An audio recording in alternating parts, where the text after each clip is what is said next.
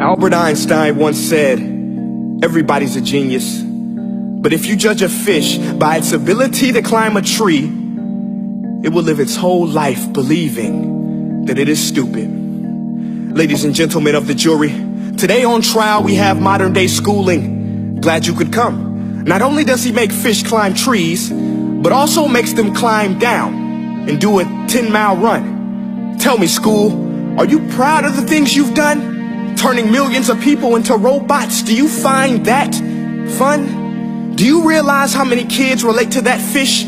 Swimming upstream in class, never finding their gifts, thinking they are stupid, believing they are useless? Well, the time has come, no more excuses. I call school to the stand and accuse him of killing creativity, individuality, and being intellectually abusive.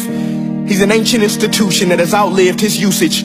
So, Your Honor, this concludes my opening statement, and if I may present the evidence of my case, I will prove it. Proceed. Exhibit A.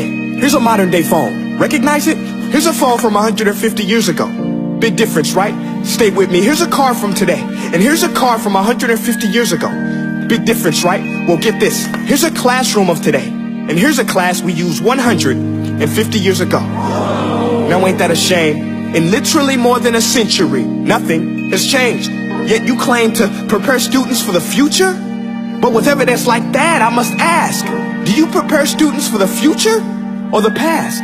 I did a background check on you and let the record show that you were made to train people to work in factories, which explains why you put students in straight rows, nice and neat, tell them sit still, raise your hand if you want to speak, give them a short break to eat, and for 8 hours a day tell them what to think.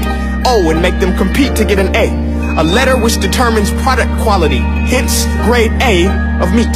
I get it. Back then, times were different. We all have a past. I myself am no Gandhi. But today, we don't need to make robot zombies. The world has progressed. And now we need people who think creatively, innovatively, critically, independently, with the ability to connect. See, every scientist will tell you that no two brains are the same. And every parent with 2 or more children will confirm that claim. So please explain why you treat students like cookie cutter frames or snapback hats, giving them this one-size-fits-all crap. Watch your language. Sorry, Your Honor, but if a doctor prescribed the exact same medicine to all of his patients, the results will be tragic. So many people will get sick, yet when it comes to school, this is exactly what happens. This educational malpractice, where one teacher stands in front of 20 kids, each one having different strengths, different needs, different gifts, different dreams, and you teach the same thing the same way? That's horrific. Ladies and gentlemen, the defendant should not be acquitted. This may be one of the worst criminal offenses ever to be committed. And let's mention the way you treat your employees. Objection. Overruled. I want to hear this. It's a shame.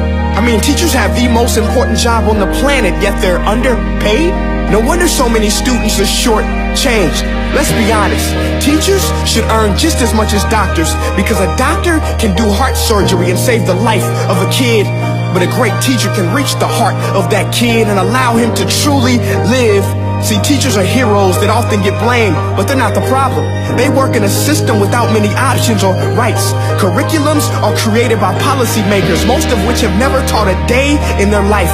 Just obsessed with standardized tests. They think bubbling in a multiple choice question will determine success. That's outlandish.